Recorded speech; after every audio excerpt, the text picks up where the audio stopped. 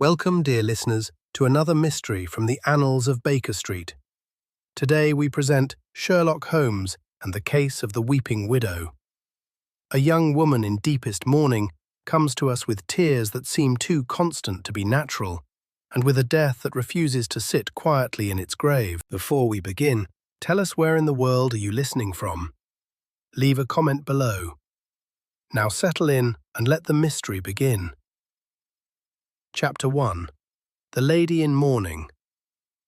In the autumn of 1894, when the mornings came grey as unpolished pewter and the evenings settled early with a yellow fog that crept like a living thing along the Strand, I found myself once more established in my old quarters at Baker Street. My own practice had of late grown tolerably steady, yet there remained those intervals unknown to the physician and well known to the idler, when an hour hangs heavy and the mind seeks occupation. It was upon such an afternoon that I entered our sitting-room to find Holmes stretched at full length upon the sofa, his long, thin hands clasped behind his head, and his eyes fixed upon the ceiling with that expression of languid abstraction which, I knew, masked a brain at work. A thin wreath of smoke floated upward from the black clay between his lips. "You have been to the post office," said he, without turning his head. I halted in some amazement, my hand still upon the door. "I confess I was at a loss," said I. "That I have been to the post office is true, yet I do not perceive how you came by the knowledge." Holmes smiled in that quiet fashion of his, which never seemed wholly kind, nor wholly unkind, but rather the smile of a man amused by the clumsiness of ordinary minds. "The damp upon your left sleeve, the faint smear of red sealing wax upon your cuff, and the smell of wet canvas upon your coat. Our post office has, at present, an awning of green canvas, and it has rained within the hour. Pray be seated. You have brought a letter." I produced it, laughing in spite of myself. Mrs. Hudson had pressed it into my hand below, with the announcement that a lady had called when I was out, and had left this behind, with the request that I should read it at once. Holmes took the envelope between finger and thumb. He did not open it, but regarded it as a jeweller regards a stone, weighing, judging, appraising. Thick paper, good quality, a woman of some means, or one who wishes to appear so. The address is written with a firm hand, yet there is a tremor in the downstrokes. Grief, Watson, but not long-established grief. The black border is wide, too wide. Either she has an excess of feeling or an excess of display. "You speak as though mourning were a costume," said I, for I confess there was something in his tone which jarred upon me. "Too often it is," said Holmes quietly. "Read it." The note was short. "Mr. Sherlock Holmes, sir, I am a most unhappy woman. My husband is dead, and yet I am not permitted the comfort of believing him at rest. There is that which I have seen with my own eyes, and that which I have heard with my own ears, which make me fear that I am either going mad, or that I am surrounded by wickedness. I beg you, for pity, to grant me an hour this afternoon. I will attend at your rooms at 4 o'clock. I remain, sir, your obedient servant, Eleanor Carroway." "Carroway," murmured Holmes. "The name is not unknown to me. There is a Carroway who has chambers in Lincoln's Inn, a solicitor with a taste for litigation and for claret. She may be of his family." 4 o'clock. It is now 4:15. Mrs. Hudson will have her in the passage already. Even as he spoke, there came a soft tap upon the door, and Mrs. Hudson's voice, subdued as if in church, announced a visitor. "A lady to see you, Mr. Holmes. She is in a dreadful way, sir." "Pray show her up," said Holmes. Mrs. Hudson ushered in a woman whose figure was so slight and whose bearing so drooping that she seemed at first glance to be no more than a girl. She was dressed in deep black, with a veil of crape which she raised with a hand that shook. Her face, pale to the lips, bore the stamp of recent suffering. Yet it was not the pallor alone that struck me. It was the curious, wet brightness of her eyes, as if tears lay always ready there, and the faint track upon her cheek, not of one tear, but of many. She stood upon our hearthrug, like some mournful apparition from the fog itself, and when she spoke, her voice was low and thick and unsteady. "Mr. Holmes, Dr. Watson, I thank you for receiving me." Holmes had risen, and with a quick, delicate movement, had placed a chair for her near the fire. "Pray be seated, Mrs. Carroway," said he. "You have been out in the damp. Your gloves are wet. Your cab was delayed at the corner of Wigmore Street, where there is building work. You have not eaten since morning, and you have been awake all last night." Her eyes widened.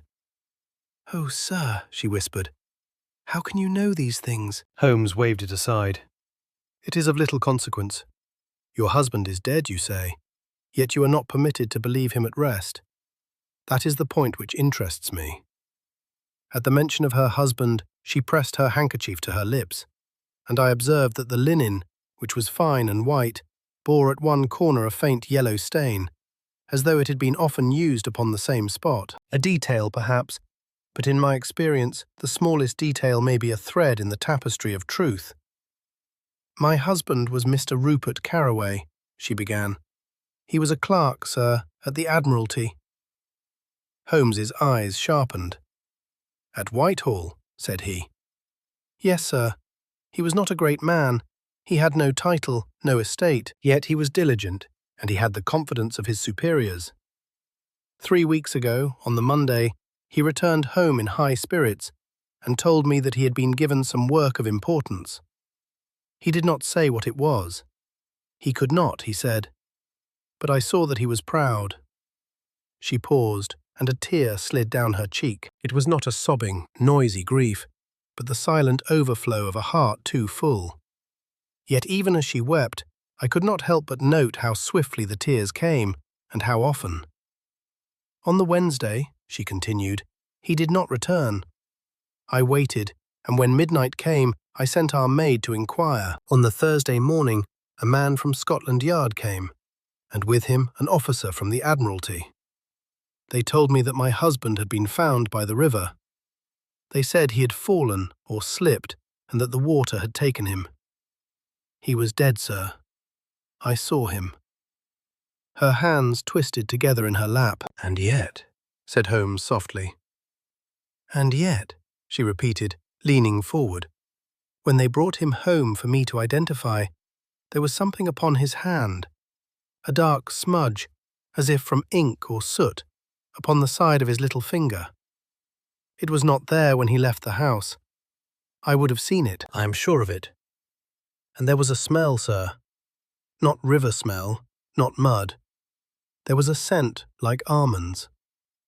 I felt my medical instinct stir, for the odour of bitter almonds has a sinister association." Holmes's fingers had come together, steeple-wise. "Continue," said he. "After the funeral," she went on, "I tried to put my mind to rest, but there is a sound in our house at night. We live in a small place in Bloomsbury, in a row of respectable houses. It is quiet, yet twice now I have heard, between 2 and 3 in the morning, a tapping at the back door, and then the soft creak of the kitchen stair, and then a step upon the landing. I have called out, and it has ceased. I have searched, and found nothing." "And you have told the police?" said Holmes. She hesitated. "I told Inspector Gresham, who came with the yard man. He said it was my imagination. He said grief plays tricks. But last night, Mr. Holmes, last night I saw something." Her voice broke. I rose, half involuntarily, and poured her a glass of water. "Pray drink," said I. "You are overwrought." She took it, sipped, and then set it down with a hand that still trembled. "I had left my bedroom door a little ajar," she whispered. "I do not know why. The house was very still. Then I heard that tapping again. It was very gentle, as if the fingers were cautious. Then I heard the stair. I could not move. I felt as if my heart had turned to ice. The landing is lit by a little lamp, sir, with a glass shade. Through the crack of my door, I saw a shadow pass across the light. It stopped.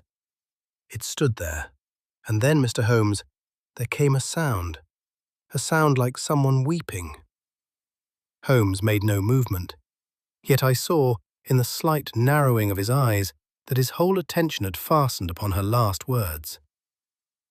Like someone weeping, he repeated. Yes, sir, but not like a woman, not like me. It was lower and broken, and it came in great catches, as if the chest were full of water. Then it ceased, and there was a little rustling, and a thing slid under my door. She drew from her reticule a small square of paper, folded twice. Holmes took it and opened it with the care of a man handling a dangerous substance. Upon it were 2 words, written in a bold hand. Let him lie.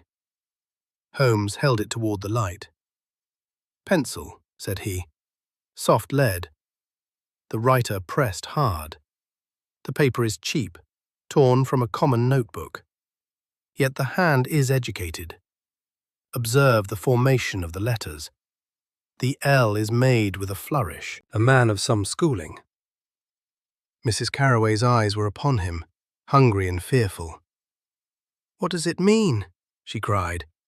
Why should anyone come into my house? Why should they say such a thing? Is my husband not dead? Or did he do something wicked?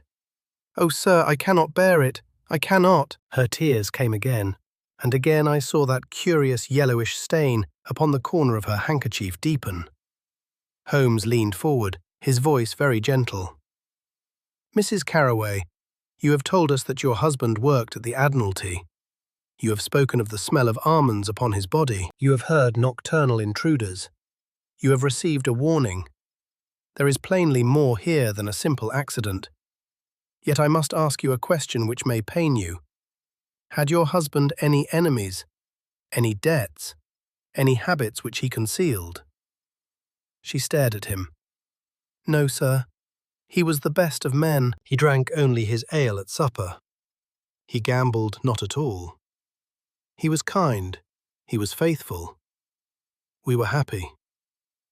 Holmes's gaze flicked, in an instant, to her left hand, where a wedding ring still sat upon the finger. And yet, said he, your ring is newly cleaned. You have taken pains with it. She flushed, and for the first time her grief seemed mixed with something else, something like irritation or shame. I could not bear, she murmured, to see it dull. Holmes rose. We shall go to your house this evening, said he.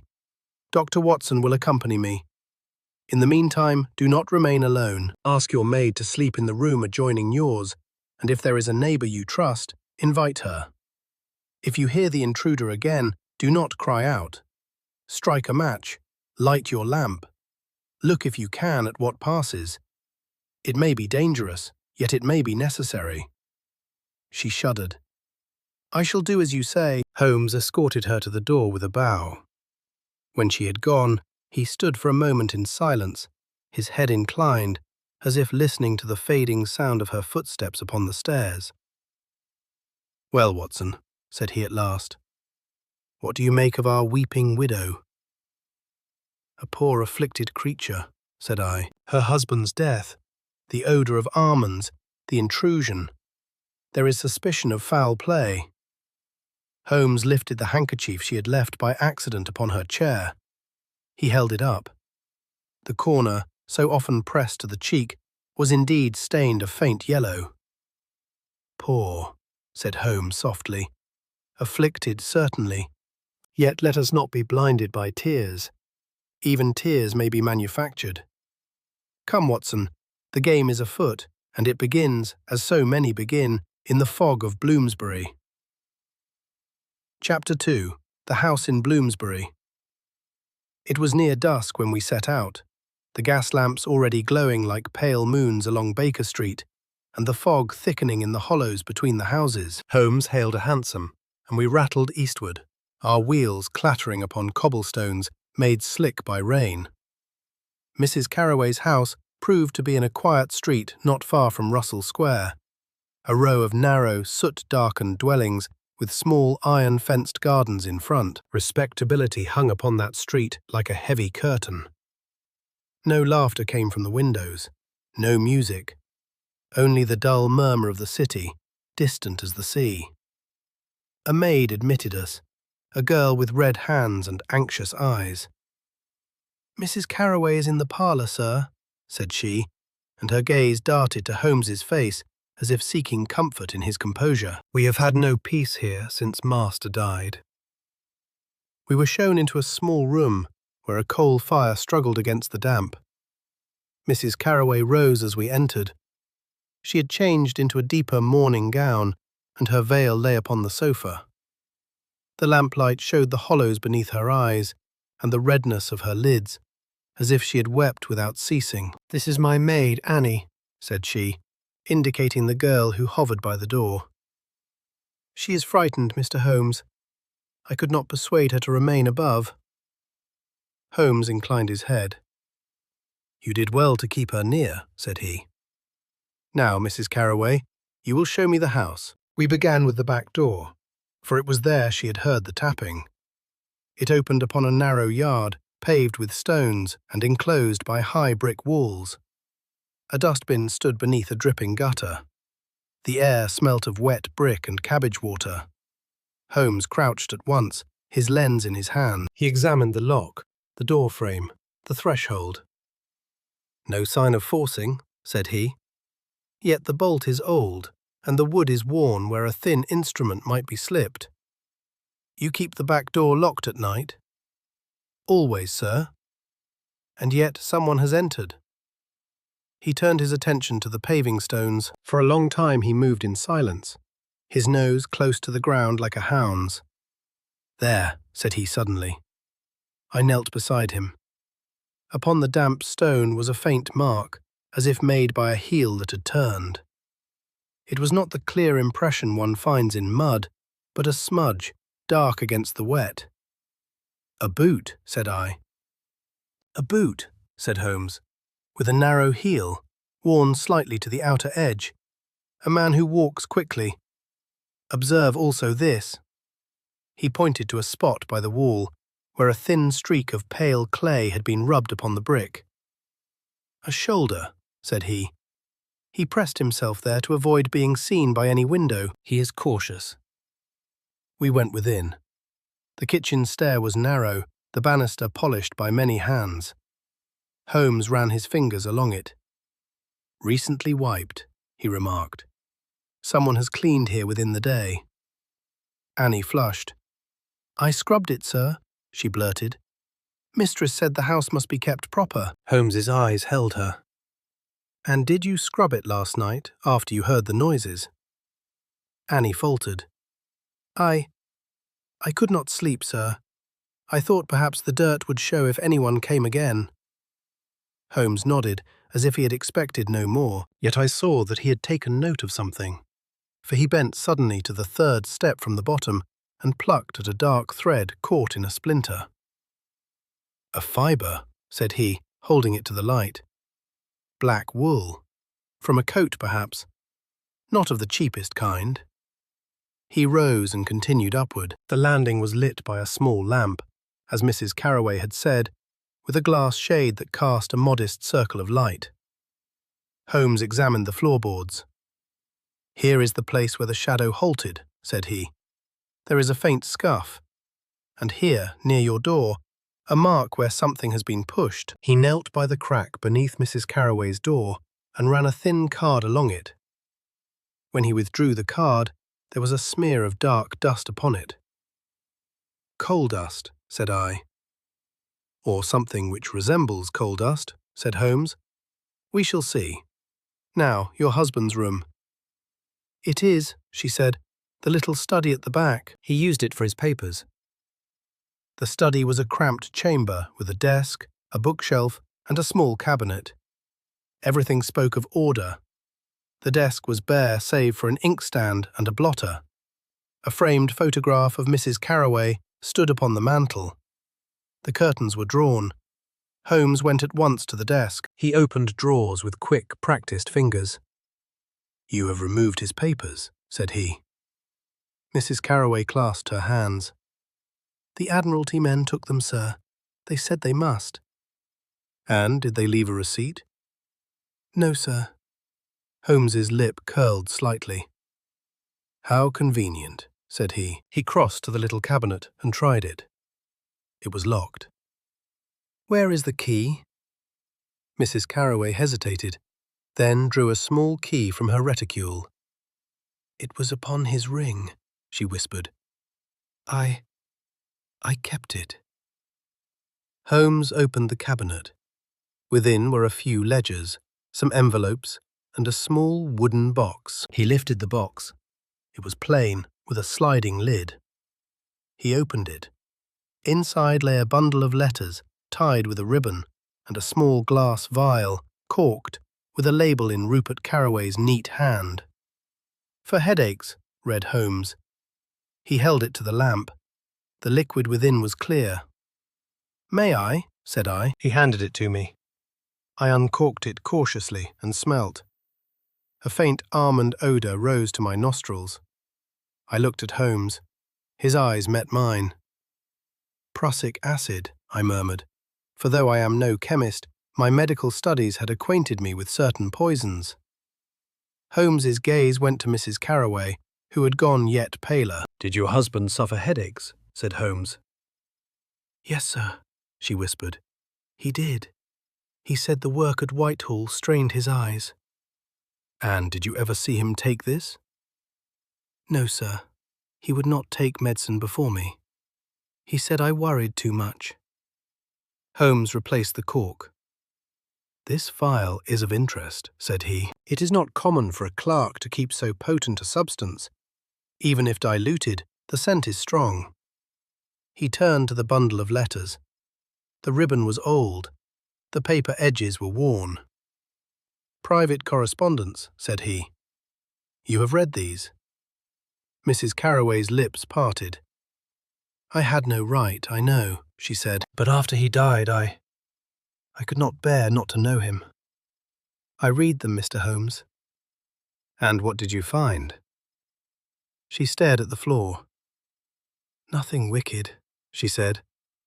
Only sadness." Holmes untied the ribbon and took the top letter. He did not read it aloud. He glanced, and his eyebrows rose. "This is from a man," said he. "A Mr. Julian Dacre." At the name, Mrs. Carroway's hand flew to her throat. "You know him," said Holmes. "He is. He was my husband's friend." "Indeed," said Holmes. "And yet the letters are written with a warmth which is not commonplace between men who exchange tobacco or discuss the weather." Mrs. Carroway swayed. I stepped forward, for she seemed likely to faint, but she steadied herself with a hand upon the desk. "It was only friendship," she cried. "Only?" Holmes's voice remained calm. "My dear madam, I am not your confessor. I am an investigator. We shall speak with this Mr. Dacre. Where may he be found?" She hesitated again, and in that hesitation I saw the first clear crack in her tale. "He is," she said at last, "at the Treasury. He is a clerk there." Holmes nodded slowly. "So," said he, "Whitehall again. Admiralty and Treasury. The plot thickens." We heard at that moment a faint sound from below, as of a foot upon the kitchen flagstones. Annie gave a little cry. "It is nothing," said Mrs. Carroway quickly. "Only the cat, perhaps." Holmes held up a finger, and all of us froze. Another sound came, a soft tap, tap, tap, from the direction of the back door. Mrs. Carroway's eyes widened until the whites showed. "It is he," she whispered. "Oh, God, help me." Holmes moved like a shadow. He drew me back into the darkness of the landing. "Blow out the lamp," he murmured to Annie. The maid obeyed, trembling. The landing fell into darkness, save for the faint glow from the parlour below. The tapping came again. Then the creak of the kitchen stair. A step. Another. Holmes's hand was upon my sleeve, steadying, warning. I heard the slow, careful breathing of someone ascending. The sound ceased upon the landing, exactly as Mrs. Carroway had described. A shadow darkened the faint light from below. Then, very softly, there came a low, broken sound. A sob. It was as if a man were weeping, yet struggling not to be heard. The sound caught in the throat, gurgled, and died away. Holmes's grip tightened. The shadow moved. There was a rustle.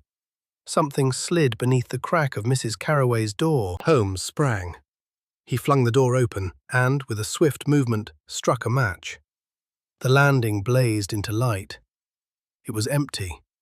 Only the match hissed, and the air smelt of sulphur and damp wool. Holmes stooped and picked up what had been pushed beneath the door. It was not paper this time. It was a key. Chapter 3. The Admiralty Men. The key which Holmes held between finger and thumb was small, of brass, with a simple notch. It might have belonged to any cabinet, any box. Yet in the lamplight I saw that it was not new. It had been handled, worn smooth in places, and upon the bow was a faint smear of dark substance. Holmes sniffed it. "Coal dust again," said he, "or the same imitation of it. Mrs. Carroway, do you recognize this?" She took it with shaking fingers, and then gave a little cry. "It is my husband's," she said. "It is the key to his dispatch box.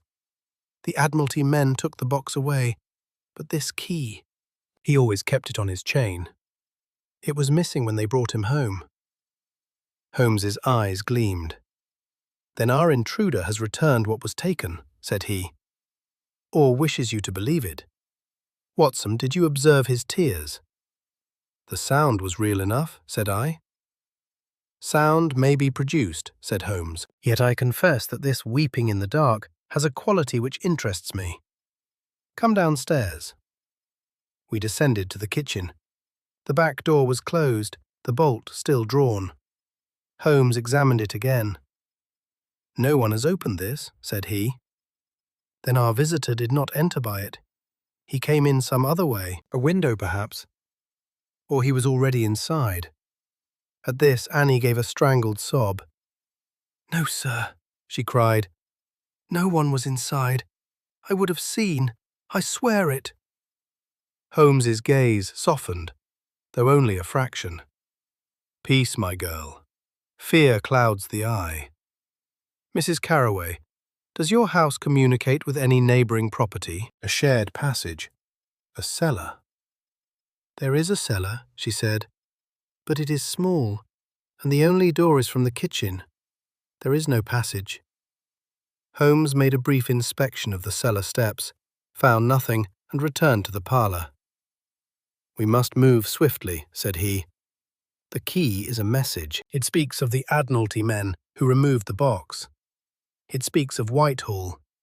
It speaks also of a man who wishes you, Mrs. Carroway, to take some action." "What action?" she whispered. Holmes's eyes rested upon the letters tied with ribbon. "To trust no official assurance," said he, "and to tell no one perhaps, yet you have told me, and I applaud it. Now, Watson, we shall call upon Scotland Yard."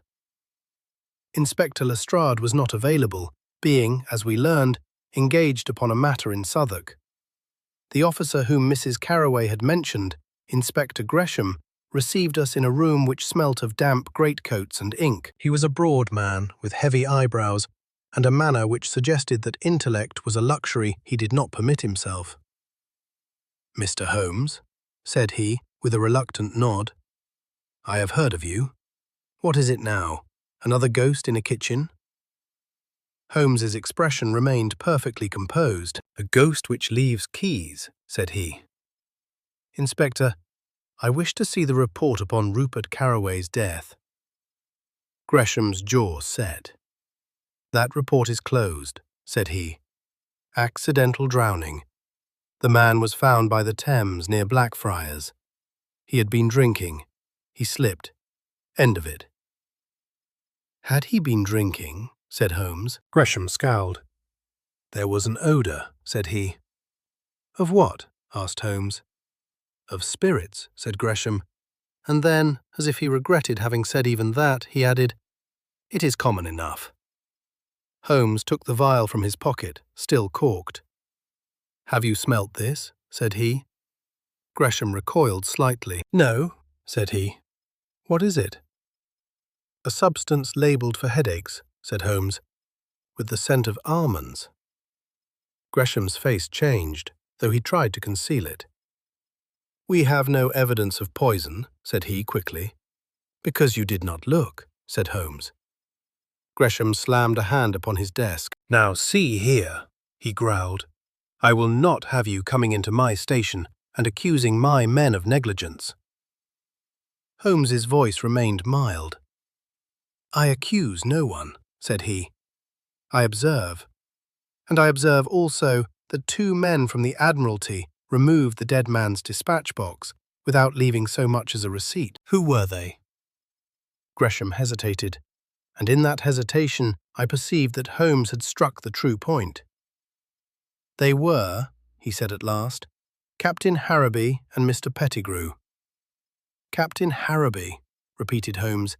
The name is familiar. A naval officer attached to intelligence work. Gresham's eyes narrowed. You know too much, said he. I know what is necessary, said Holmes. Where may I find Captain Harraby?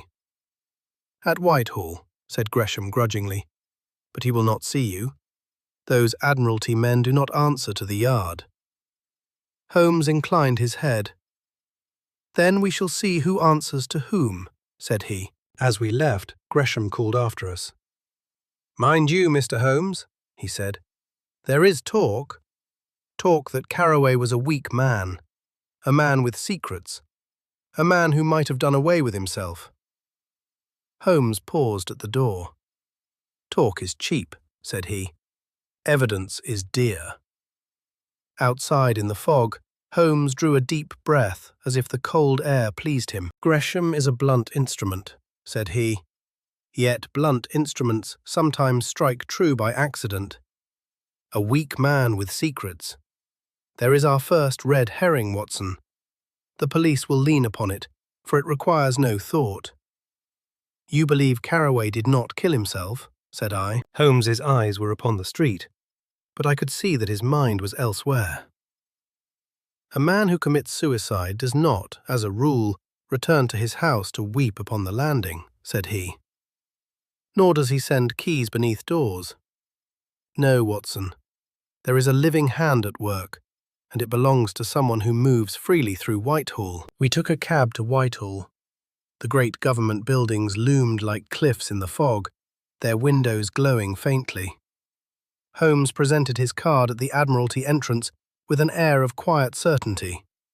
We were kept waiting in a corridor where clerks moved like pale ghosts, carrying bundles of paper. At last a man approached, thin and nervous, with spectacles and a pinched expression. Mr. Holmes, said he, Captain Harraby cannot receive you. The matter of Mr. Carraway's death is closed. And you are, said Holmes. Mr. Pettigrew, said the man, and his voice trembled slightly. Holmes's gaze took him in, from his ink-stained fingers to the faint damp upon his cuffs. Mr. Pettigrew, said he, you have been in the river district this morning, and you have not yet changed your boots. There is a smear of black mud upon the side. You have also been up late. Your eyes are bloodshot. Pettigrew flushed. That is nothing, he stammered. I have duties. Indeed, said Holmes. Then your duty will include answering a few questions. Why did you remove Rupert Carraway's dispatch box? Pettigrew's mouth opened and closed. Then he darted a glance down the corridor as if seeking rescue. I had orders, said he. From Captain Harraby. Pettigrew said nothing. Holmes stepped closer, and his voice dropped. Mr. Pettigrew, said he, you are frightened. Not of me, of something else. If you tell me the truth, I may be able to protect you. If you do not, you may find that the same night visitor who weeps on landings will one day weep at your own door." Pettigrew turned ashen. "You do not understand," he whispered. "There are matters of the state." "There are matters of murder," said Holmes. At that moment a door opened, and a tall man emerged, broad-shouldered, with a sailor's carriage and a face browned by wind and salt. A scar ran from his ear to his jaw. His eyes were hard. "Mr. Holmes," said he, "I am Captain Harraby. I am told you are making inquiries which do not concern you." Holmes bowed. "I make inquiries which concern truth," said he. Harraby's gaze flicked to me, and I saw the quick assessment of the military man. "You are Dr. Watson," said he. "Very good. Then you will understand, as a man who has served, that some things are not discussed with private individuals." Holmes's smile was thin. "And yet, private individuals are murdered for them," said he. "Captain, did Rupert Carraway drown by accident?" Harraby's jaw tightened. "He was found in the river," said he. "It is tragic. It is also finished." Holmes's eyes were like steel. "Then why," said he, "does a man creep into his widow's house at night? Why does he weep upon her landing? Why does he return the key to a box you confiscated?" For a moment, Harraby's composure slipped. It was only a flicker, yet Holmes caught it as a hawk catches a mouse. "I know nothing of any such folly," said Harraby coldly. "If the woman is being troubled, let her speak to the police." "She did," said Holmes. "They dismissed her, as you hoped they would." Harraby's eyes flashed. "That is enough," he snapped. "Mr. Holmes, you tread upon dangerous ground. You have a talent for putting your nose where it does not belong. I advise you to withdraw it." Holmes's voice was mild. "I shall withdraw nothing," said he. "Captain, you have seen the dispatch box. What did it contain?" Harraby's face became rigid. "You will not ask again," said he. "I shall ask until I am answered," said Holmes. Harraby stepped forward, his big hand half rising as if to seize Holmes by the collar. Then, with a visible effort, he restrained himself. His voice was low and full of menace.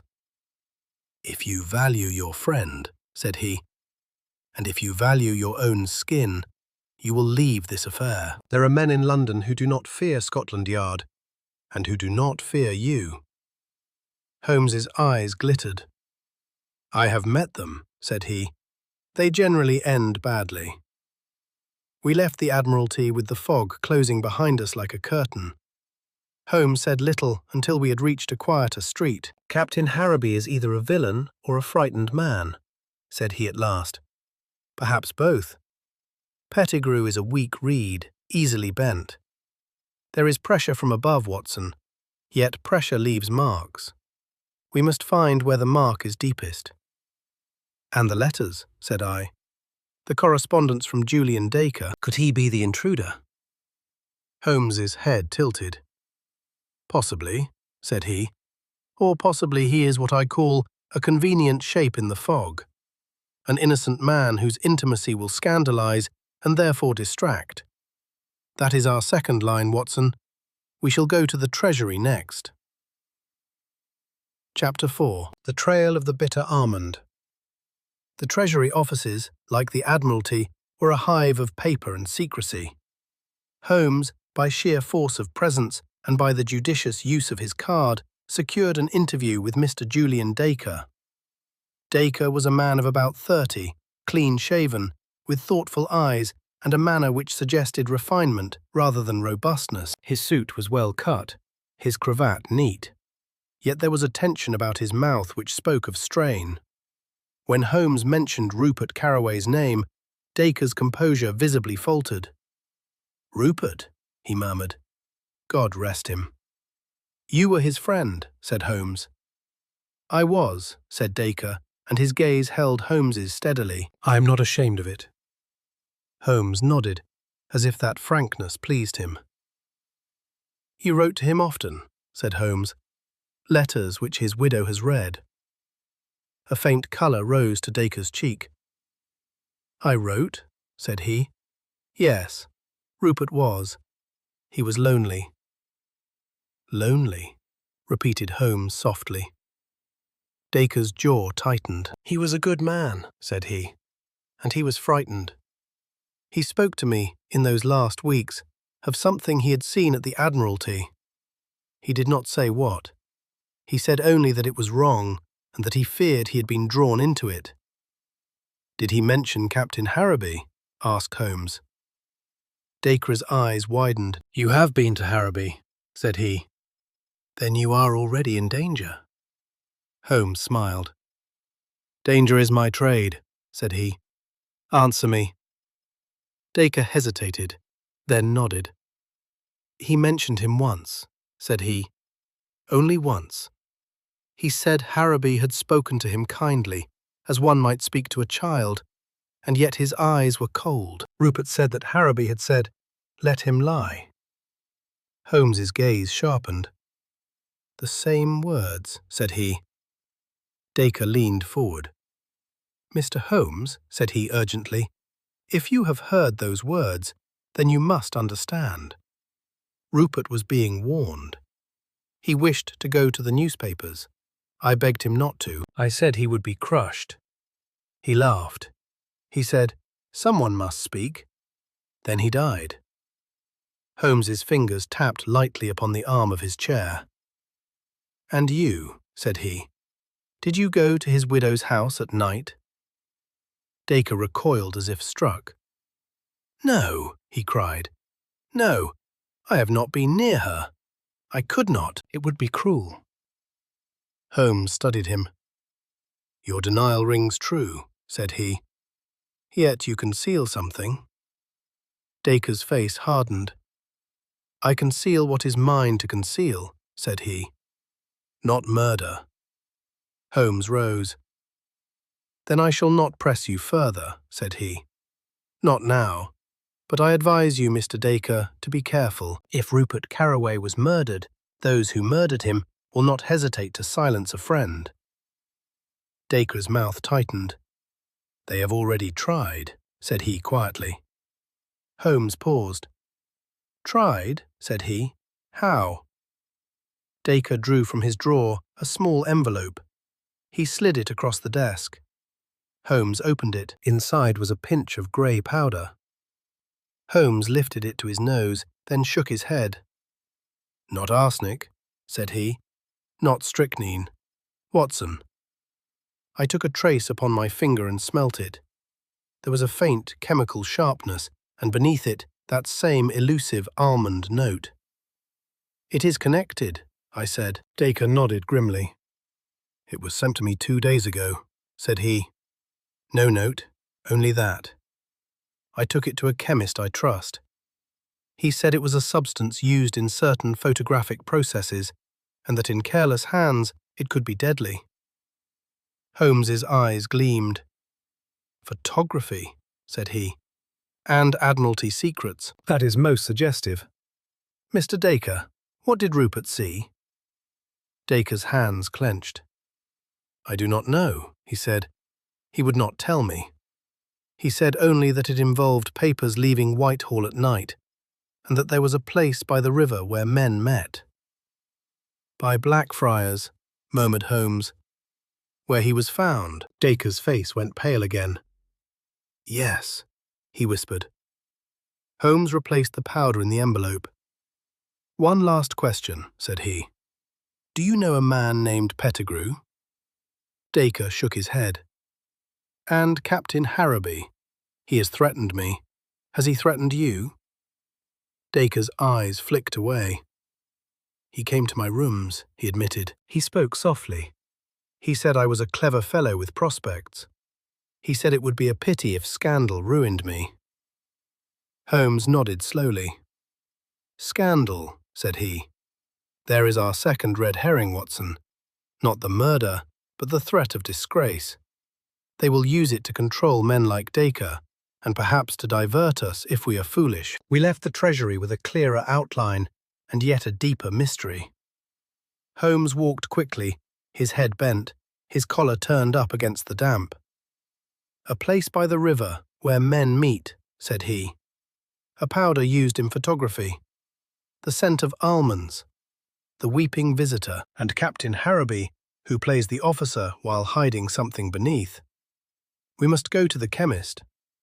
He chose, with that unerring instinct of his, a small shop off Fleet Street, where a grey-haired chemist received Holmes with a mixture of awe and irritation. The chemist examined the envelope, the key, and finally the little vial from Rupert Carraway's cabinet. Holmes watched him with hawk-like attention. "This vial," said the chemist, "contains a dilute solution of hydrocyanic acid, prussic acid as some call it. It is dangerous even in small amount." "And the powder?" asked Holmes. "Potassium ferrocyanide," said the chemist, "used in photographic printing, in cyanotype processes. Not uncommon in certain circles, but if misused, it can yield prussic vapours. With acid, it can be made deadly." Holmes's eyes glittered. "Thank you," said he. "That is sufficient." Outside, Holmes drew me into the shelter of a doorway as a cart splashed by. "Do you see, Watson?" said he. "A man might stage an accident by the river. He might administer a poison that leaves little trace save a scent. He might also be engaged in copying documents, photographic copies perhaps, and require chemicals. That powder is not the tool of a common burglar. It is the tool of someone who duplicates." "An espionage affair," I murmured. Holmes nodded. "And a frightened widow who weeps," said he. "Or perhaps who is made to weep. Come, we return to Bloomsbury. I would see that handkerchief again." Chapter 5. The Unrelated Secret. We found Mrs. Carraway seated by her parlour fire, her hands clasped tightly, as if she feared to lose herself if she relaxed. Annie hovered near, eyes darting toward the passage, as if she expected some spectre to glide in at any moment. Holmes asked, with a gentleness that surprised me, for the handkerchief she had used so often. She produced it at once. The stained corner was more pronounced now, a faint ochre against the white. Holmes held it to the light. He did not need a chemist for this. I saw him bring it near his lips, and then, with a quick movement, touch the corner with his tongue. "Holmes!" I cried in alarm. He waved me off.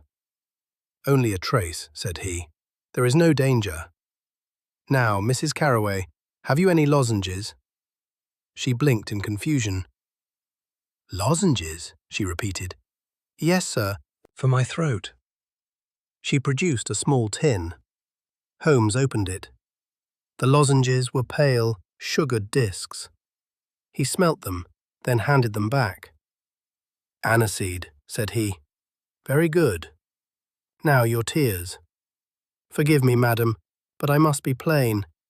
Your tears are constant, yet grief, though deep, does not always flow so readily. And this stain, it is not merely the mark of salt water, it is something else." Mrs. Carraway stared at him, horror and anger warring upon her face. "Are you saying," she whispered, "that I pretend, that I am not in sorrow?" Holmes's voice was calm. "I say only that something is upon your handkerchief," said he. "Something which irritates the eyes and brings tears. Onion juice does this, but this is not onion. There is a faint scent of camphor, and something bitter beneath." Mrs. Carraway's breath came in quick gasps. For a moment she looked like a trapped creature. Then, with a little cry, she covered her face. "Oh," she sobbed, "you are cruel. Yet I deserve it." She lowered her hands. Her eyes were wet, but now I saw, beneath the wetness, a hard glitter of shame. "I did it," she whispered. "Not to deceive you about my grief. I am in grief, I am.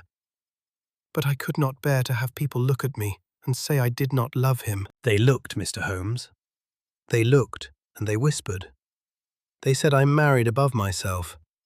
They said Rupert was too good. I could not bear it." Holmes said nothing. "So I used," she continued, A little thing a woman told me of. A drop upon the corner of the handkerchief. It makes the eyes water. It makes the face look as it should. It is wicked, perhaps, but I was desperate. Holmes's gaze remained steady. "What is it?" said he. "It is called lacrima," she whispered. "A little bottle. A perfume seller in the Burlington Arcade sold it to me. He said actresses use it. It is only to make tears. I never thought it would matter." Holmes exhaled softly. "There is our second red herring revealed," said he to me, not unkindly. "An unrelated secret. Mrs. Carroway feared scandal, and her fear might have misled us into thinking her grief false. Yet it tells us something. Someone may exploit that fear." Mrs. Carroway looked as if she might sink through the floor. "You will not tell?" she whispered. "I tell nothing without necessity," said Holmes. "Now, where is this bottle?" She rose and fetched it from a drawer. It was a small vial with a gaudy label. Holmes examined it, uncorked it, smelt, and nodded. "It would make tears," said he, "and it would leave a stain. Very good. We may set it aside." Her shoulders sagged in relief, and then her face tightened again. "But that does not explain," she said. "The key, the weeping, the words." "No," said Holmes, "it does not. Now, Mrs. Carroway, tell me something else. When your husband came home in high spirits that Monday, did he bring anything with him? Any paper? Any parcel?" She frowned, thinking. "He brought," she said slowly, "a little packet wrapped in brown paper. He said it was nothing. He put it in his study." Holmes's eyes flashed. "Where is it now?" "I do not know," she whispered. "The Admiralty men took everything." Holmes's gaze swept the room. It fell upon the mantel, where the photograph stood. He picked it up and peered behind it. There, upon the dusty wallpaper, was a faint square mark, as if something had been hung and removed. "Something larger than this photograph was once here," said he. "A frame, perhaps. A picture. Mrs. Carroway, did your husband hang anything there?" She stared, then shook her head. "No," she whispered. "Not that I recall." Annie suddenly spoke, her voice small. "There was a picture," she said. "A picture of ships. Master brought it, and Mistress said it was ugly. He hung it there anyway." Mrs. Carroway's eyes flew to the maid. "I forgot," she murmured. I did not care about pictures then." Holmes's face became intent. "A picture of ships," said he. "And where is it now?" Annie wrung her hands. "It was taken," she said, "by the men. They took it with the box." Holmes's fingers tapped lightly upon the mantel. "A picture of ships could conceal something," he murmured. "A document behind canvas, a photographic print, or merely a signal to someone who knows where to look." He turned suddenly to me. "Watson," said he, "we go to the river, tonight." Mrs. Carroway gave a little moan. "Do not leave me," she whispered. Holmes's eyes were unexpectedly kind. "You will not be alone," said he. "Annie will remain. I shall also ask Mrs. Hudson to send her cousin, who is a stout woman with no nerves at all. You will stay in the parlour with the fire, and you will bolt every door. If anyone comes, you will not open. Is that clear?" She nodded, clinging to his words like a lifeline. "And you," she whispered, "you will find who it is." Holmes's face hardened. "I shall find him," said he, "and I shall learn why he weeps." Chapter 6. The Shadow on the Embankment. The fog had thickened by the time we reached the Thames embankment. The river itself was a dark, moving presence, its surface broken by oily gleams where lamps reflected and vanished. Barges loomed like monsters, A steamer's whistle moaned somewhere in the murk. Holmes walked quickly, his coat collar up, his hat pulled low. He had taken with him a small dark lantern and his revolver, though I knew well that he relied more upon his wits than upon his weapon. "We begin at Blackfriars," said he. "Carraway was found there. Dacre spoke of meetings by the river, and Harraby's clerk had mud upon his boots from this district. I would see who walks here at night." We moved along the embankment, our footsteps muffled. Holmes paused often, bending, examining the ground where the fog dampened the stone. More than once he stopped to sniff the air, like a man hunting a scent.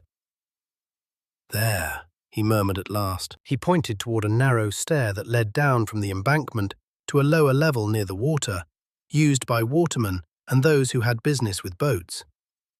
The stair was slick with slime. A faint smell rose from below, river smell mixed with something else, something sharp. "Almond," said I softly. Holmes nodded. We descended cautiously. At the bottom was a small landing, and beyond it, an arch beneath the roadway, where the darkness was deeper and the sound of the river echoed. The place was hidden from casual eyes. A man might meet here and not be seen. Holmes held up his lantern, shuttered, so that only a thin blade of light escaped. In that light I saw, upon the stone, a scatter of grey dust, and beside it the faint outline of a boot print, narrow-heeled, worn to the outer edge. "The same as Bloomsbury," whispered Holmes. He moved forward. Beneath the arch there was a wooden door, set into the stone, half concealed by shadow. It looked like a storage entrance, the sort used by river warehouses. Holmes ran his fingers along the doorframe, then drew back his hand. His fingertips were dark. "Coal dust," said he, "and tar. This door is used recently." He tried the handle. It did not yield. Then he produced the small brass key which had been slid beneath Mrs. Carraway's door. "Let us see," he murmured. The key fitted. There came a soft click, unnaturally loud in the damp silence. Holmes glanced at me, and in his eyes I saw that fierce joy which comes upon him when the puzzle yields a piece. He eased the door open a fraction. A draught of cold air came out, carrying that same bitter scent and something fainter beneath, like damp cloth. Holmes opened the door wider and we slipped inside. The darkness was nearly complete. Holmes closed the door behind us, leaving only the faint line of light at the threshold. He raised his lantern a little, still shuttered. We were in a narrow passage that led inward. The walls were brick, wet with condensation. Somewhere deeper, water dripped rhythmically, like a slow clock. We moved forward, our boots whispering upon the stones. Then, from ahead, there came a sound, a low, broken sob. It rose and fell, catching, gurgling, as if the throat were full. My scalp prickled. In that confined darkness, the sound was unearthly. Holmes halted. He raised one hand, and I stopped at once, my breath held. The sobbing ceased.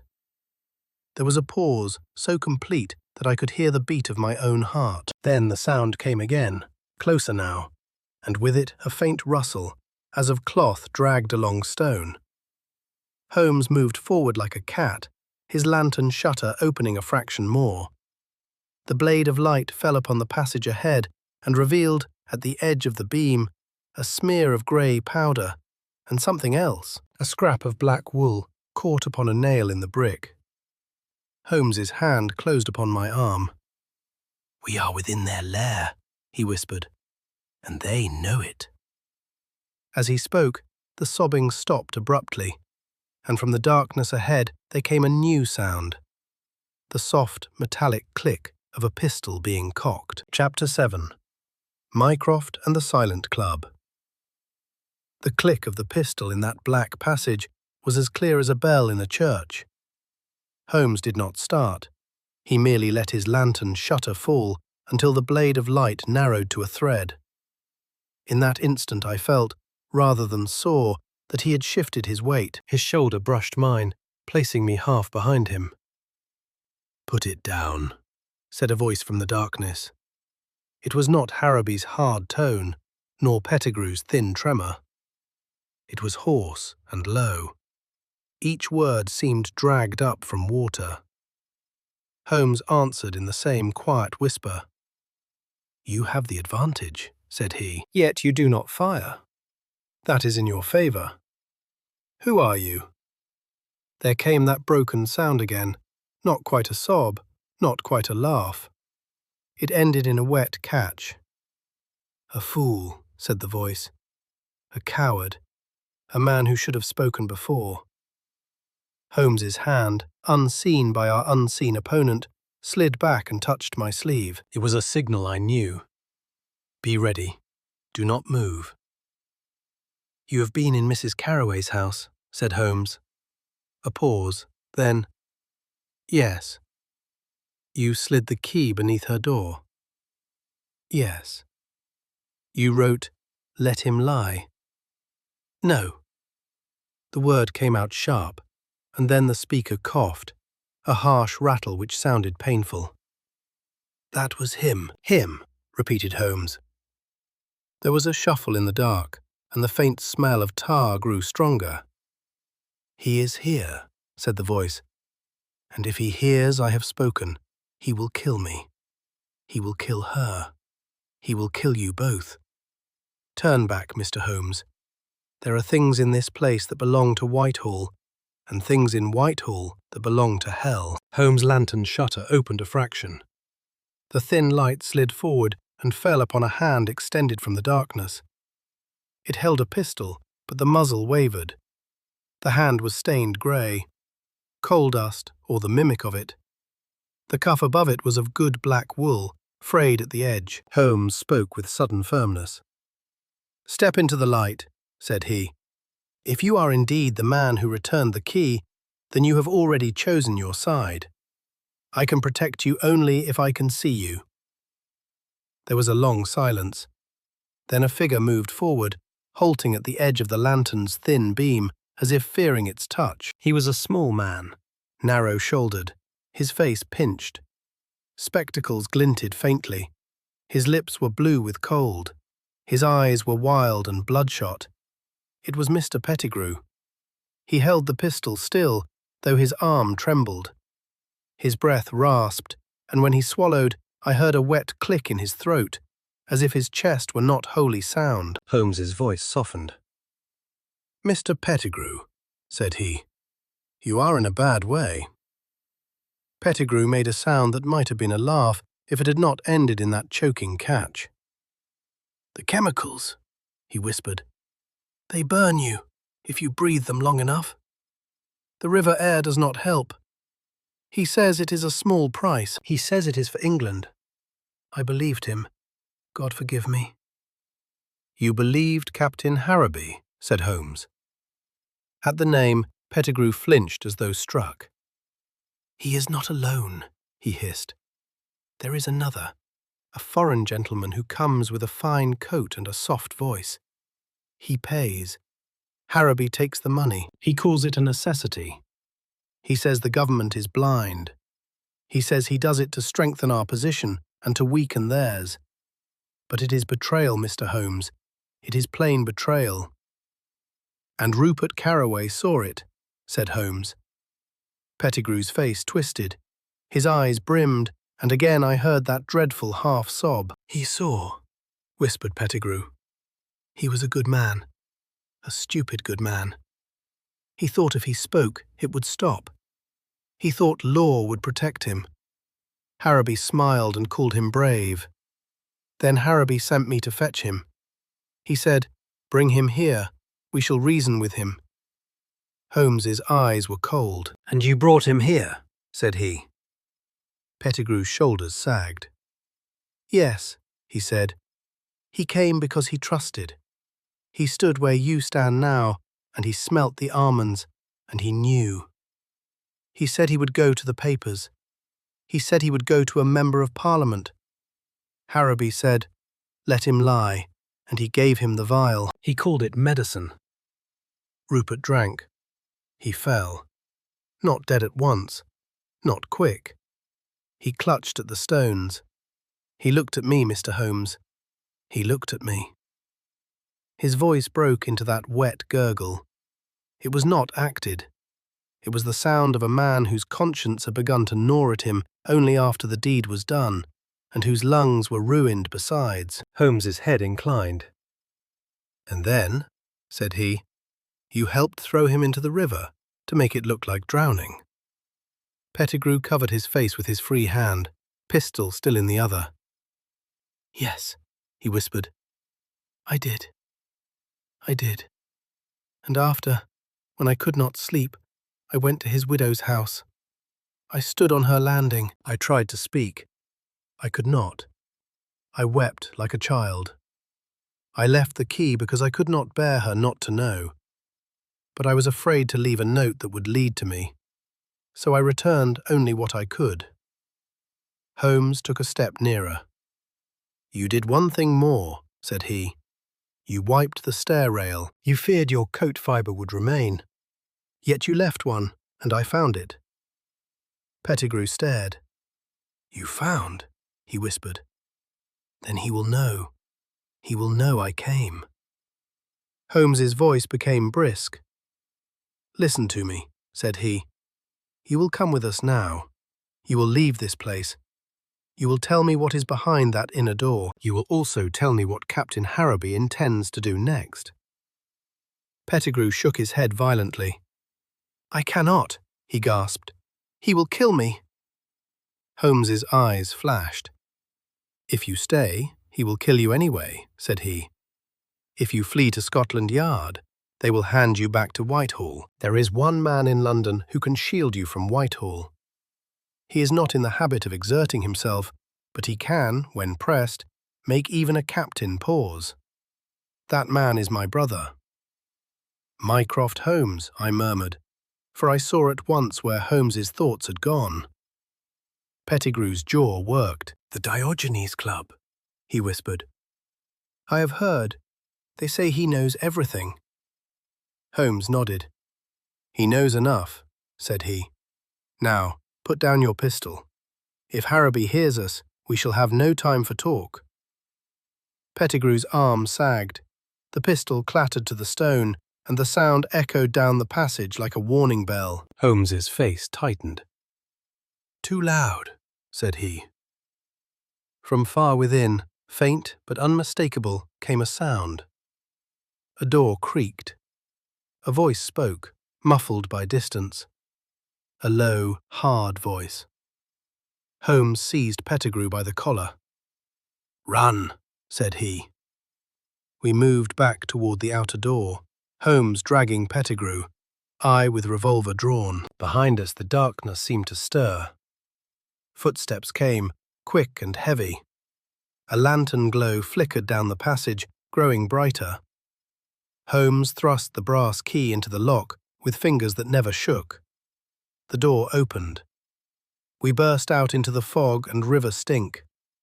Holmes slammed the door behind us and turned the key. Even as the lock clicked, something struck the door from within, a blow that made the wood shudder. Holmes's face was white in the gaslight.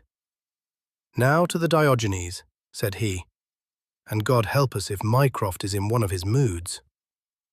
We hailed the first cab that lurched past, like a beetle through the mist. Holmes all but threw Pettigrew inside. The man coughed and shivered, his spectacles crooked, his eyes staring like those of a hunted rabbit. As we drove, Holmes kept his gaze fixed upon the river streets behind us, as if he expected pursuit at any moment. It was only when the lights of Pall Mall began to glow through the fog that he spoke again. "Harrowby is the spider," said he, "but every spider needs a web. Mycroft will tell us where the strands run." The Diogenes Club, as all London knows, is a singular establishment, where silence is held as the first virtue and conversation as the worst vice. Mycroft Holmes sat in his accustomed chair, enormous and immovable, like some Buddha of the Empire. His heavy eyelids half lowered as he read a paper which seemed absurdly small in his great hands. He looked up as we approached, and his gaze fell first upon Holmes, then upon Pettigrew. "My dear Sherlock," said he in that slow, languid voice, "you bring the river into my club. That is inconsiderate." "This is Mr. Pettigrew," said Holmes. "He has carried secrets for the Admiralty. He has also carried a man to the Thames." Mycroft's eyelids rose a fraction. "Ah," said he, "then the matter is worse than I had hoped, and not so bad as I had feared. Pray sit down, Mr. Pettigrew. You are unwell. Watson, you look as though you have been breathing tar." Pettigrew sank into a chair, coughing. Mycroft watched him as a cat watches a mouse, not with cruelty, but with a detached certainty. "Captain Harraby," said Holmes, "tell me what you know." Mycroft sighed and folded his paper. "Captain Harraby," said he, "has debts. He has also a talent for persuading others that his debts are patriotic. There has been an irregularity in the movement of certain naval memoranda. Not many. Enough. It was thought to be carelessness. Then it was thought to be theft. Then it was thought to be something which would embarrass people whose names appear upon too many lists." Holmes's eyes were bright. "And the foreign gentleman," said he. Mycroft's mouth twitched. "There is a man who calls himself Monsieur Valadon," said he. "That is not his true name. He is attached in some fashion to a continental legation. He is charming. He plays cards beautifully. He never pays his own money. He has been seen, more than once, in the neighbourhood of Limehouse." Holmes leaned forward. "What is Harraby's next move?" said he. Mycroft's gaze moved to Pettigrew. "That depends," said he, "upon what our river friend has to say." Pettigrew swallowed, coughed, and spoke in a rush, as if fearing he would lose courage if he paused. "There is a packet," he said. "A packet of plans. A drawing of a new ship. It is in a picture frame. The picture of ships, the one Carraway brought home. Harraby took it from the widow's house. Tonight, at midnight, he is to deliver it to Valadon at Paddington Station. A train leaves for Bristol. From there it goes by ship. He says once it leaves London, it cannot be stopped." Holmes sprang to his feet. "Paddington," said he. "The very place where a man may vanish amid crowds and luggage." Mycroft lifted one heavy hand. "I shall send a message," said he, quietly. "There will be men. Not Scotland Yard men. Better men. Yet even so, Sherlock, you have placed yourself between the Admiralty and a foreign service. That is not a healthy position." Holmes's smile was thin. "It keeps me awake," said he. "Watson, we have little time. We must get to Mrs. Carraway as well. Harraby may silence her before he runs." Mycroft's voice stopped him. "She is safe," said he. "For the moment. I have already had a note from a very competent lady at Baker Street. Mrs. Hudson has a cousin of the sort you described. That cousin has reported that a man attempted to enter the Bloomsbury house within the last hour and was met by a poker and a vocabulary that would curdle cream." Holmes's eyes softened for an instant. "Capital," said he. "Then we go to Paddington." Chapter 8. Holmes lays a snare. Paddington Station at night is a world of its own. The great iron roof looms like a cathedral. Gas lamps flicker along the platforms. Porters shout, boots scrape, trunks thump. The air is thick with steam and coal smoke, and the smell of damp wool rises from 100 coats. Holmes moved through it with the ease of a man in his element. He had altered his appearance with that marvellous quickness of his. A shabby overcoat hung from his shoulders. A scarf covered his chin. His hat was pulled low. In the shadow and bustle, he might have been any lean clerk rushing for a late train. I had done likewise as best I could, though I confess my disguise was of the simpler kind. Pettigrew, under Mycroft's instruction, had been taken away by two quiet men with the look of government servants. His testimony, Holmes assured me, would not be lost. Yet he was no longer part of our immediate play.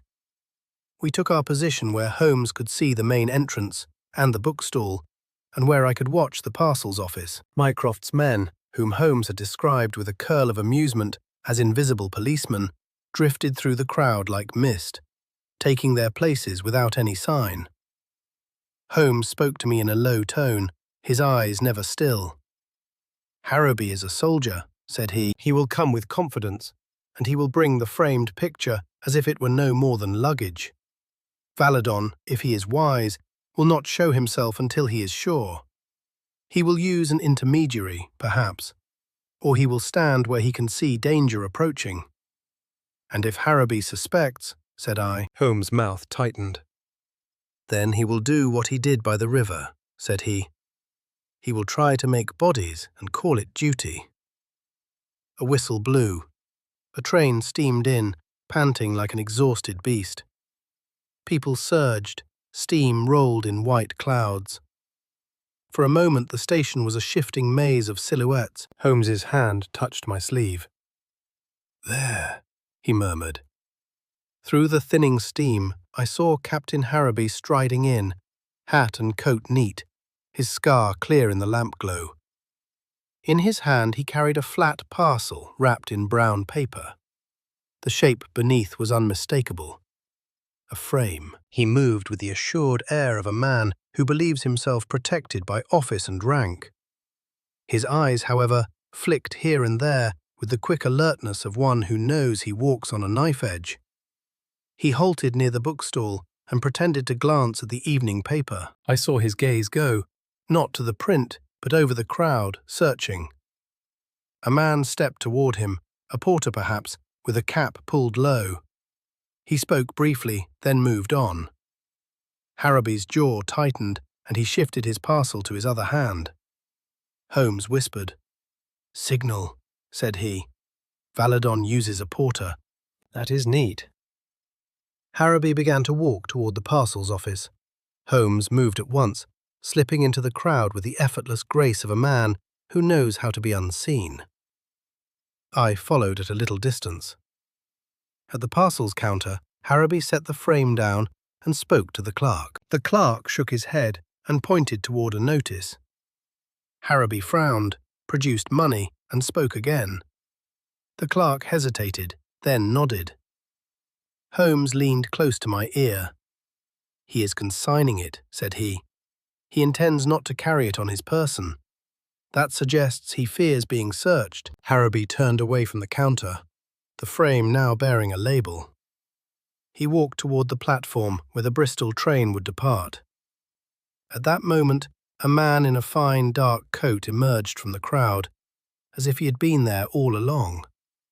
He was tall, well-groomed, his hair carefully arranged. He carried a cane with a silver top. His face was handsome in that smooth foreign fashion, and his eyes were cool. Valadon. He did not approach Harrowby at once. He merely stood by a pillar, watching. When Harrowby passed within a few yards, Valadon raised 2 fingers briefly to his hat. Harrowby's eyes met his. The captain did not return the gesture. He kept walking, his face rigid. Holmes's gaze sharpened. "They do not trust each other," he murmured. "Excellent. Distrust is the crack in every conspiracy." Holmes slipped away, and for a moment I lost sight of him among the moving bodies. My heart quickened. Holmes had gone to lay his snare. A sudden commotion rose near the entrance. A porter shouted. A woman cried out. People surged toward the sound. Harrowby halted, startled, his eyes darting. Valadon's gaze flicked that way too, and in the confusion Holmes appeared at Harrowby's elbow, now wearing the cap of a railway clerk and carrying a sheaf of papers. He spoke rapidly, showing the papers. Harrowby's face changed. I saw anger, then alarm. Holmes had delivered a message I knew. A false official message, no doubt. One which would force Harrowby to move as Holmes wished. Harrowby snapped something back. Holmes shook his head and pointed toward the parcels office. Harrowby clenched his fist, glanced toward Valadon, then strode back, following Holmes. Valadon watched, his eyes narrowing. He moved too, not following directly, but drifting in a parallel line, cane tapping softly upon the stones. I followed as well, keeping a distance, my revolver heavy in my pocket. Holmes led Harrowby not to the parcels office, but to a narrower corridor where porters wheeled trunks and where the lamplight was dimmer. There 2 of Mycroft's men waited, seeming to be nothing more than loitering travellers. Holmes stopped. Harrowby stopped. Words flashed between them. Then Harrowby's temper broke. His hand shot inside his coat. Everything happened at once. Holmes sprang aside. A shot cracked, deafening in the confined space. Smoke stung my eyes. People screamed. Harrowby, face twisted, fired again. The bullet struck the wall, splintering plaster. Mycroft's men moved like wolves, swift and silent. One seized Harrowby's arm. The other struck his wrist. The pistol clattered to the floor. Harrowby roared and fought, his strength immense, but the men held him with practiced grip. Valadon turned as if to melt back into the crowd. Holmes's voice rang out, sharp as a command on parade. "Watson," he cried, "do not let him go." I sprang forward, pushing through startled travellers. Valadon moved quickly, his cane now lifted as if it were a weapon. He struck at a man who blocked him, then darted toward the platform stairs. I pursued, my blood pounding, steam and fog swirling. Valadon glanced back once, and I saw a flash of cold amusement in his eyes, as if he enjoyed the sport. He leapt down onto the platform. The Bristol train stood there, engine hissing, lamps glowing. Porters shouted. The guard blew his whistle. Valadon ran along the edge of the train, and with a sudden movement grabbed the handle of a carriage door. He swung himself up as the train began to jerk forward. I ran hard, my boots slipping on damp stone. I seized the rail and hauled myself up, my fingers burning. The carriage door banged. I forced it open and stumbled inside. Chapter 9.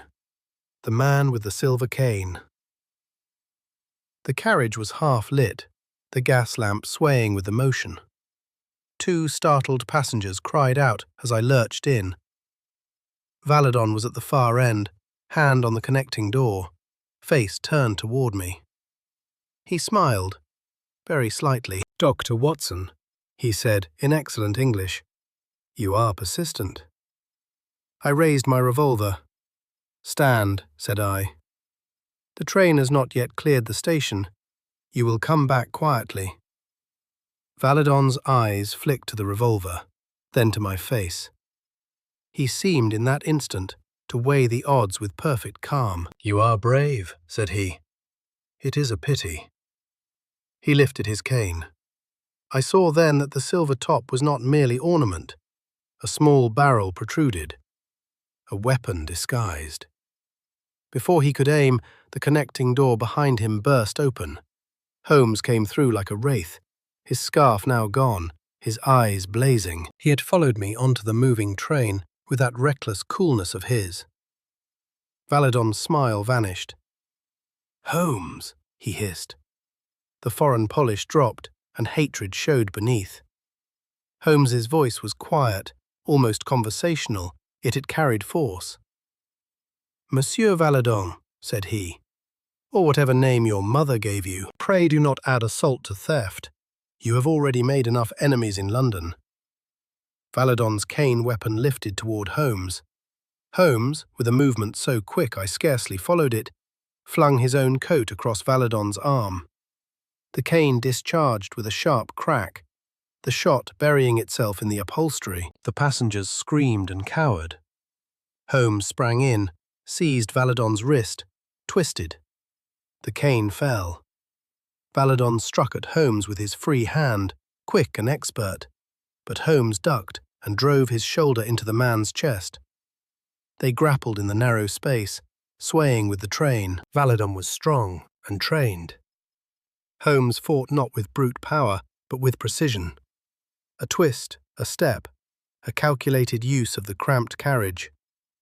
I moved in to help, but Holmes snapped without looking. "Hold the door," he said. "Do not let him pass."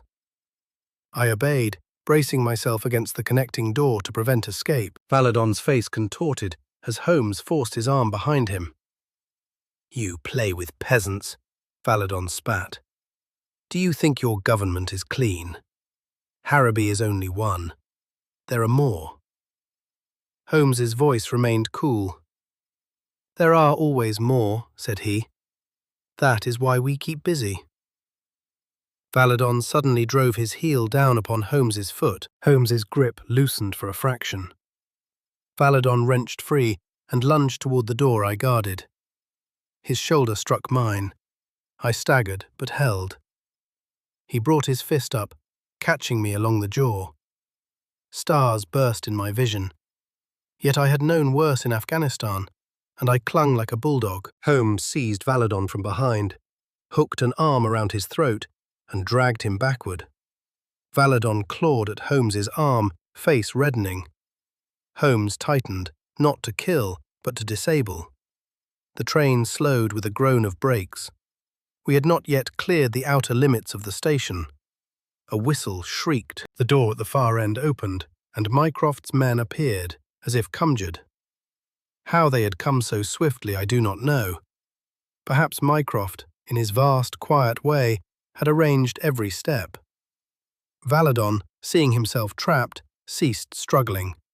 His breath came hard, eyes blazing with contempt. Holmes released him, straightening his collar as if he had merely adjusted a cushion.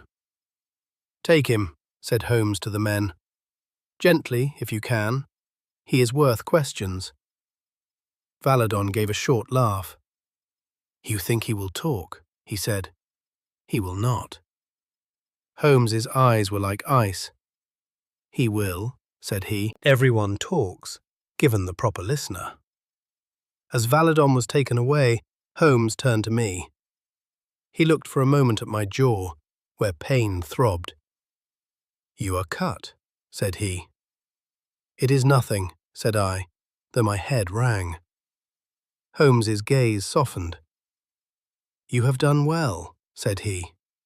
"Now we return to Harrowby. He will be the more dangerous of the two, because he will call his treachery duty." Chapter 10. A Race Through Fog. We found Paddington in uproar. Word of shots spreads in a station like fire through dry straw. Police whistles sounded. Travellers clustered and murmured. Mycroft's men moved through it all with an authority that needed no uniform. Harrowby was held in a small office off the main hall, his wrists bound, his face dark with fury. He had regained his composure, and with it that officer's contempt for those he deems beneath him. Holmes entered, and Harrowby's eyes narrowed. "So," said Harrowby, "the meddler returns." Holmes laid the brown-wrapped frame upon the table between them. "You meant to send this out of London," said Holmes. "It will not go." Harrowby's mouth tightened. "You do not understand," he said. "This is for England." Holmes's voice was dry. "England is an excellent cloak for a rogue," said he.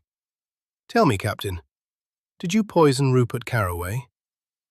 Harrowby's eyes flashed. "He was a weak man," he growled. "He would have ruined us all with his conscience. He had no stomach for necessity." Holmes leaned closer. "Necessity," said he softly. "And your debts? And your payments from Valadon?"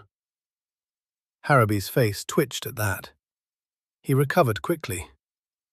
"You have no proof," he said. Holmes tapped the frame.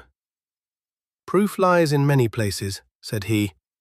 "In a vial labelled for headaches, in the smell of almonds, in coal dust beneath a widow's door, in a key returned by a frightened clerk, in a man who weeps because his lungs are scarred by the very chemicals he used to copy your theft, in a picture of ships hiding plans of ships."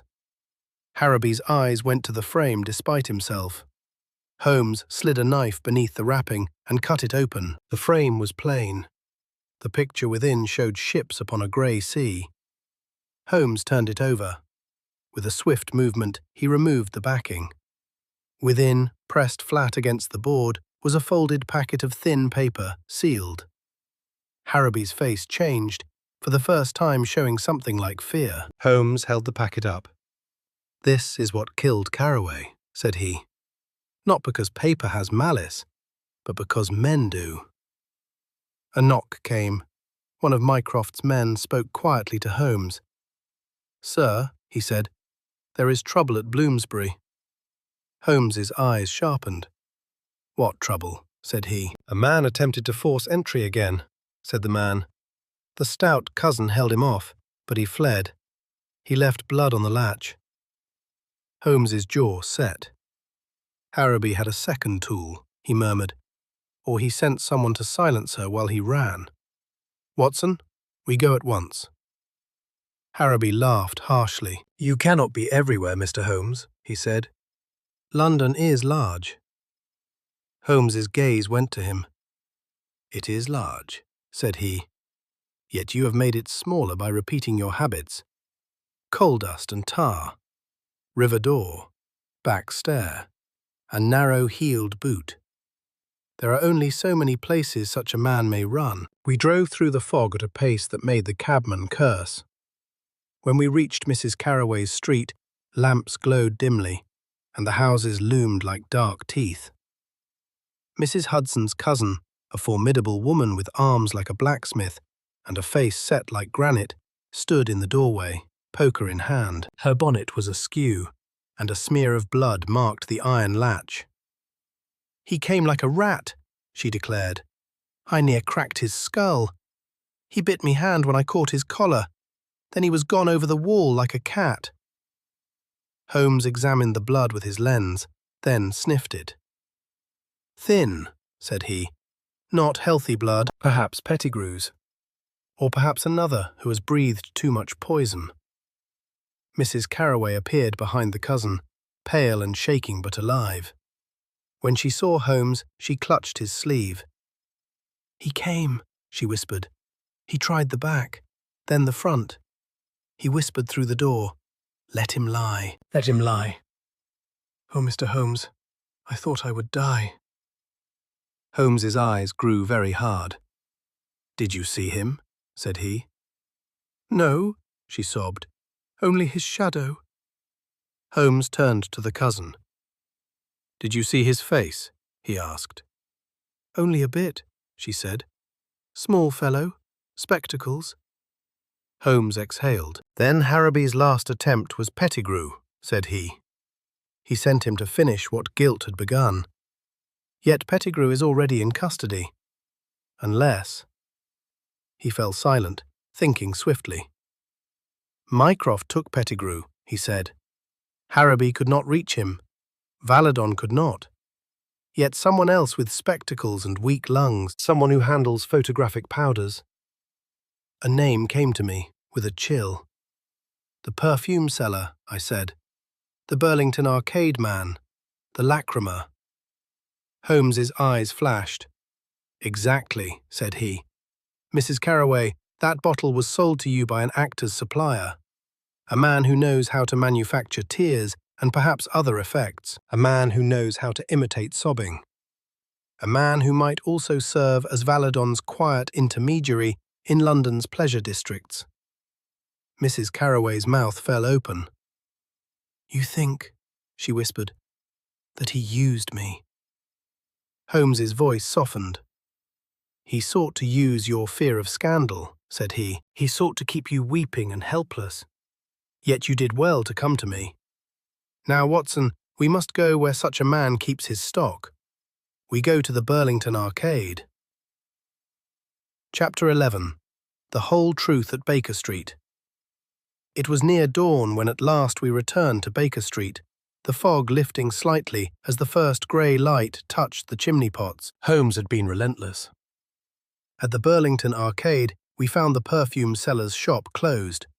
Holmes, with that calm audacity of his, had forced the issue with the assistance of a watchman and a threat of official trouble. Within, amid bottles and powders and theatrical paints, we found what Holmes expected: small glass vials labelled with innocuous names, soft lead pencils, cheap notebook paper, and, in a drawer, a packet of potassium ferricyanide like the one Julian Dacre had received. There was also, hidden behind a false panel, a thin sheaf of letters written in a foreign hand, signed with an initial only. The man himself was not there. Yet Holmes's gaze fell upon a ledger, and upon the margin of one entry a faint smear of tar. "River door," said Holmes. "He runs there." We pursued, but the river gives a man many holes, and by the time we reached the arch beneath Blackfriars, the inner place was empty. Only the damp brick and the scent of chemicals remained. The perfume seller had fled, warned perhaps by the commotion at Paddington. Holmes did not rage, he merely grew quieter, which I have learned is more ominous. Now, in our sitting room, with a fire at last warming my chilled bones, Holmes stood upon the hearthrug and spoke in that measured manner of his, while Mrs. Carroway sat with hands folded, and Julian Dacre, pale but composed, listened beside her. Mycroft was not present, but a note from him lay upon the table, brief and decisive, confirming that Captain Harrowby was secured, and that Monsieur Valadon had been removed to a place where charm would find little purchase. Holmes began without flourish. "The affair presented several points of interest," said he. "It began, as so many tragedies do, with an ordinary man placed too near extraordinary wickedness. Rupert Carroway was a clerk, diligent and honest. He was given work of importance, not because Harrowby trusted him, but because Harrowby wished a small man to do small tasks without asking large questions." Mrs. Carroway's lips trembled. Dacre's hands clenched. "Carroway's task," Holmes continued, "concerned naval memoranda and plans. Harrowby, burdened by debts and tempted by Valadon, arranged for copies to be made. Not simple hand copies, photographic copies. That is why we found potassium ferricyanide. That is why the river vault smelt of chemicals. That is why coal dust and tar clung to boots and cuffs. The copying was done in secrecy by the river, where damp and darkness suit such work." He looked to Mrs. Carroway.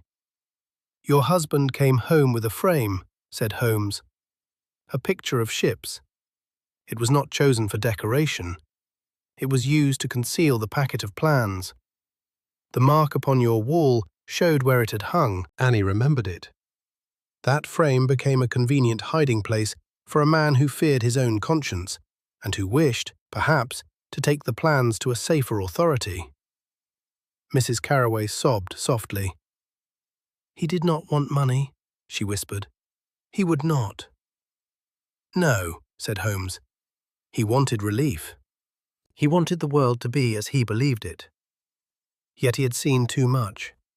He went to Mr. Dacre seeking counsel." Dacre lowered his head. "I told him not to speak," he murmured. "I was afraid." "You were prudent," said Holmes, not unkindly. But prudence did not save him. Harrowby learned, through Pettigrew, that Carroway wavered. He ordered him brought to the river place. There he offered a final choice: silence or ruin. Carroway chose neither. He chose truth. Harrowby then used the very instrument at hand. Hydrocyanic acid. Prussic acid.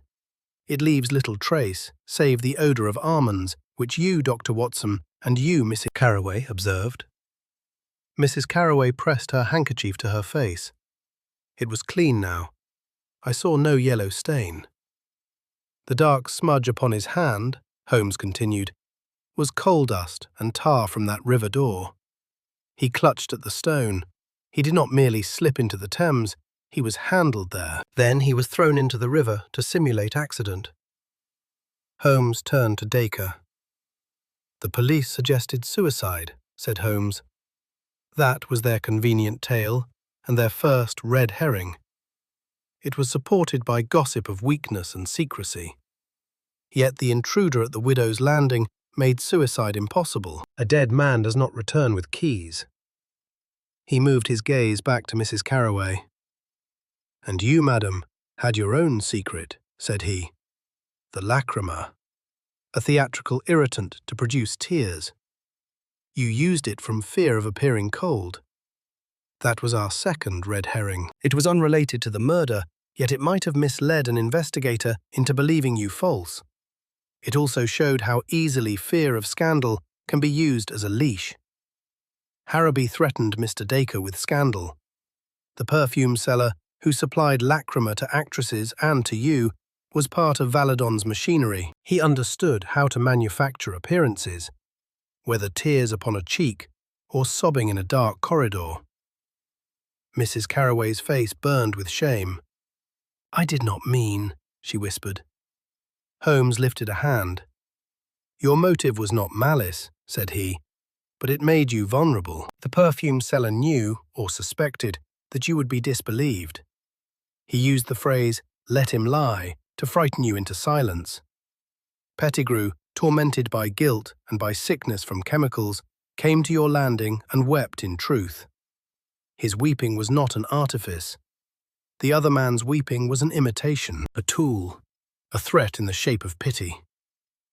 He picked up the cheap paper upon which the phrase had first been written and held it up. "Soft pencil, cheap notebook," he said. "Not Whitehall stationery, not Harraby's hand, yet the sentiment was Harraby's. So the note came from the intermediary, the perfume seller." Dacre frowned. "Then he fled," said he. "He fled," said Holmes. "He will resurface in another city, another theatre district, and he will sell another bottle of manufactured sorrow.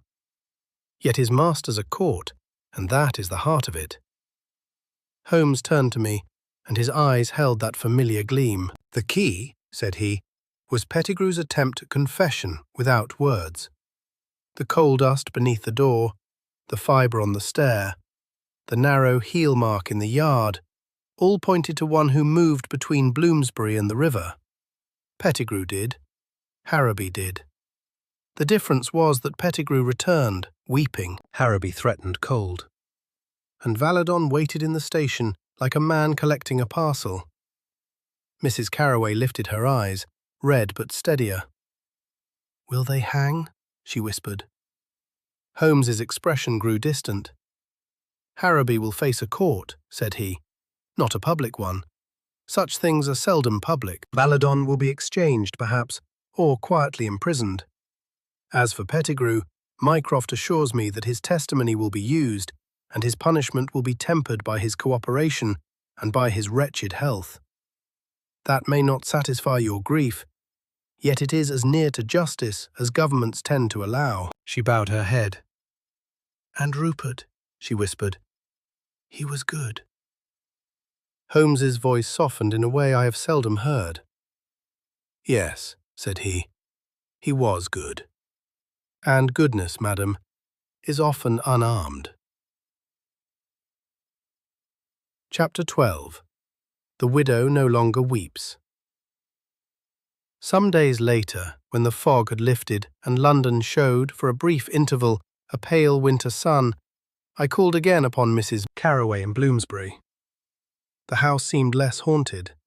Perhaps it was only that fear had been drawn out of its corners and exposed to daylight. Mrs. Carroway received me in the parlour. She was still in mourning, but her veil was thinner, and her eyes, though sad, were not perpetually wet. Annie moved about with less trembling, and even the fire seemed to burn with more cheer. "I have come," said I, "to see how you do." She smiled faintly. "I do," she said, "as well as I can. Mr. Holmes has been very kind in his manner, though he frightens me still." "That is not uncommon," said I. She looked down at her hands. "I have thrown away the lacrima," she said softly. "I do not wish to be someone else's idea of grief. I shall mourn as I am. Rupert would have wanted that." "That is wise," said I.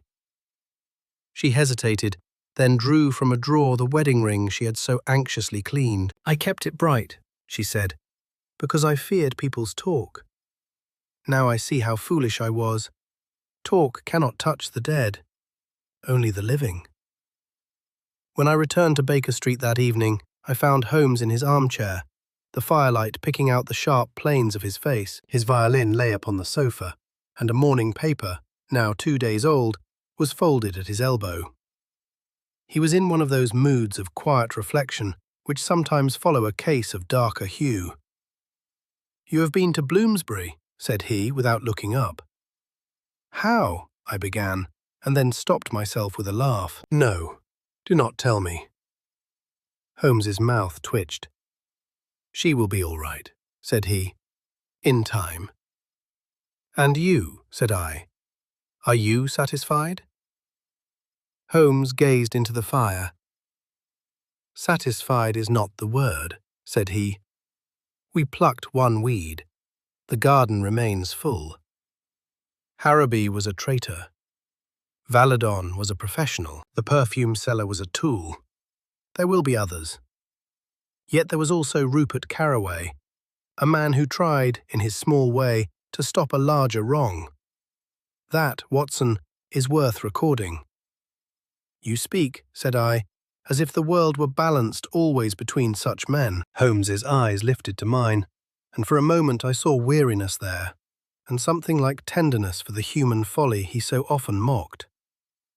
"It is," said he. "The clever and the wicked are common enough. The brave and the honest are rarer. When one appears, it creates a disturbance, like a stone dropped into still water. The ripples travel far." He reached for his violin, drew the bow lightly across the strings, and a low, melancholy note filled the room, as if the very walls remembered the weeping on that Bloomsbury landing. And so concludes Sherlock Holmes and the Case of the Weeping Widow. In the midst of fog and treachery, a small truth, once spoken, proved stronger than manufactured tears and finer than any disguise. Once again, Sherlock Holmes has demonstrated that observation, patiently applied, will pierce even the thickest London murk. Until next time, keep your wits sharp. The game is always afoot.